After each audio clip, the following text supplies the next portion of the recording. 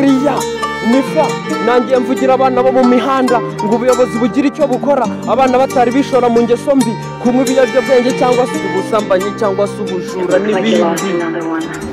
Iyo nibutse abavandimwe twabanaga imihanda dusangira amabure n'ibindi none ubu ngubu nibo bicaye ku ntebe z'ubuyobozi.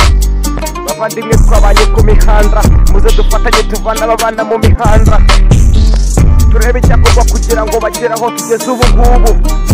Iyo nibutse ukuntu nari meze nyiba imihanda nareba bano bana bakiri imihanda birambabaza bikanshengura umutima nkabura icyo nakora kugira ngo mbafashe bava imihanda, ariko ndasaba ubuyobozi ngo bugire icyo bumfasha tubavana imihanda. Bavandimwe mwazamutse mbere yacu mutanga igitekerezo ku cyo twakora tubavana imihanda. Murabizi imihanda iraryana, murabizi tukibana imihanda amabure yaratwishe, inda zari zaratwishe, imbaraga zo zaraturenze, amavunja yaratwishe, amano yarabaye ibijonjogeri, inzara zenda kutuvamo, umusatsi waracuramye nk'urwaye bwacya wa mihanda we. Bana banjye mukiri mu mihanda mwihangane nzakora uko nshoboye mbomora ibikomere byose mwatewe n'ibihe. Iyi si sakaye kandi iyi si mwene nyoko, iyi si irimo imvange bana ba mama, hora ceceka nzagufasha uko nshoboye mwana wa mama.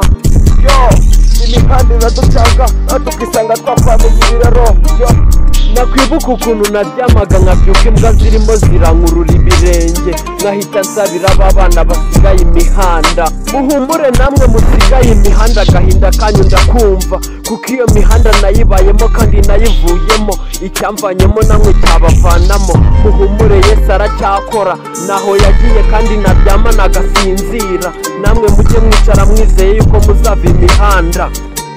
Nanjye ubaho ndi umugabo ndashima Imana, ndashimira Imana yambanye muri no mihanda, kandi aho mba ndi namwe mba mbasabira ngo muzave imihanda kuko agahinda kanyu ndakumva, kandi iyo mbibutse agatima gateraho nkumva karashisha urumeze.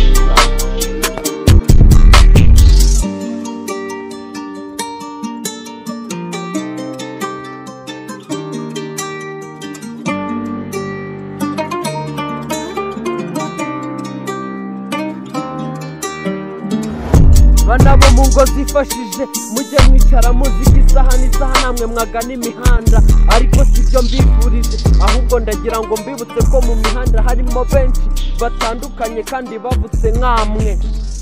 Bani mumana nambaye kano gakeci nimwakemera ko nigeze ndari imihanda imbwa zirara zinkomba ibirenge.